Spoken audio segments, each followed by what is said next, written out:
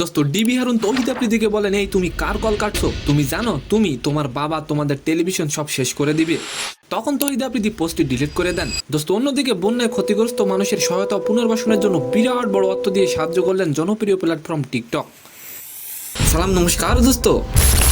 ছাত্র জনতার অভ্যুত্থানে সক্রিয় ভূমিকার অভিযোগ আছে তৌহিদ আফ্রিদিকে নিয়ে। এমনকি তৌহিদ আফ্রিদিকে বয়কটের ডাকও দেওয়া হয়েছিল। বিভিন্ন অভিযোগে চুপ থাকলেও এবার মুখ খুললেন আফ্রিদি জানান তিনি তখন যেটা করেছেন তিনি তার জানের ভয়ে করেছেন। নিজেকে পরিস্থিতির শিকার বলে উল্লেখ করেন তিনি। এমনকি ডিবি হারুনের বিষয়ে মুখ খুলেছেন তিনি। আন্দোলনের সময় আফ্রিদি দুবাইতে ছিলেন বলে উল্লেখ করেছেন। দেশের পরিস্থিতি যখন খুব খারাপ তখন তিনি পোস্ট দিয়ে বলেন, দেশে আসছি, এসে ছাত্র আন্দোলনে অংশগ্রহণ করব।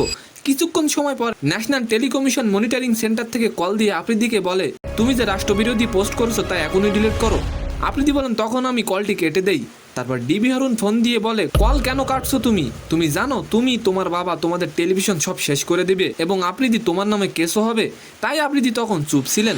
অন্যদিকে ব্র্যাককে বিশাল অর্থ দিয়ে সহায়তা করলেন জনপ্রিয় প্ল্যাটফর্ম টিকটক। মূলত বন্যায় ক্ষতিগ্রস্ত মানুষের সহায়তা ও পুনর্বাসনের জন্য ব্র্যাককে 1,20,00,000 টাকা দিয়েছে। এই অর্থ দিয়ে ব্র্যাক বন্যার্তদের নগদ অর্থের পাশাপাশি ক্ষতিগ্রস্ত ল্যাট্রিন, নিরাপদ পানির ব্যবস্থা ও অবকাঠামো মেরামতো সহায়তা করবে। তো সম্মানিত দর্শক, আজকের ভিডিওটি কেমন লাগলো অবশ্যই কমেন্ট বক্সে জানাবেন। আর ভিডিওটি যদি ভালো লাগে অবশ্যই একটি লাইক দিয়ে আমাদের চ্যানেলটিকে সাবস্ক্রাইব করে দিবেন। ধন্যবাদ।